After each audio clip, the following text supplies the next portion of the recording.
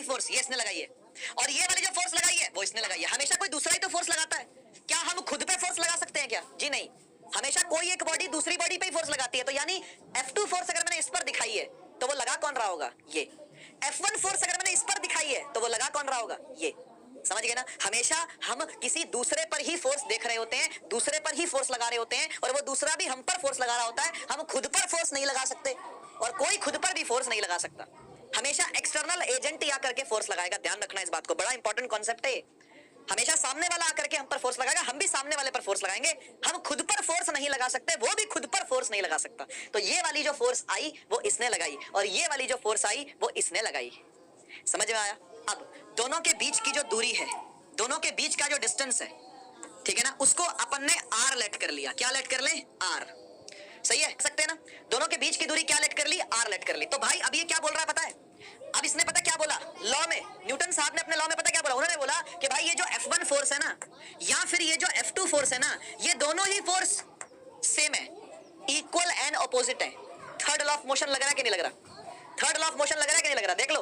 इन other words gravitational forces non contact, एक तो non contact है यानी दूर से लगनी चालू हो जाती है, ये प्रॉपर्टीज है, करवाना जरूरी नहीं होता। जैसे भाई कोई कोई फोर्स है जिसको टच करवाने पर ही वो लगती है, जैसे भाई फ्रिक्शन है, ये एक नॉन कांटेक्ट फोर्स है। गुरुत्वाकर्षण बल है, ये क्या होता है? इनवर्स स्क्वायर लॉ क्या होता है मैं अभी बताता हूं आपको, और लॉ समझते हैं। तो ये F1 फोर्स और F2 फोर्स दोनों इक्वल ही हैं, तो अगर इक्वल ही हैं तो इनको सिर्फ F लिख सकते हैं। भाई F1 को भी F ले लिया, F2 को भी F ले लिया, क्योंकि दोनों है तो इक्वल बनाते हैं। देखो ये जो फोर्स होती है ये डायरेक्टली प्रोपोर्शनल होती है दोनों मासेस के प्रोडक्ट के, M1 into M2।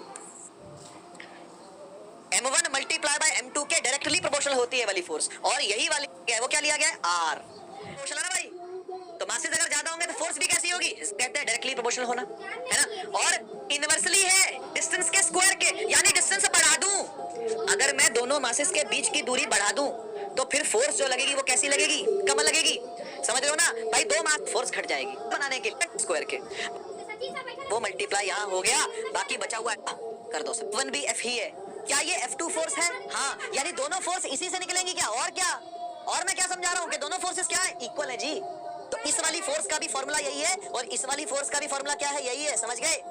समझ गए? अच्छा, आपके मन में सवाल आ रहा होगा, सर ये G कौन है ना? ये G कौन है? इस G को कहते हैं यूनिवर्सल ग्रेविटेशनल कांस्टेंट,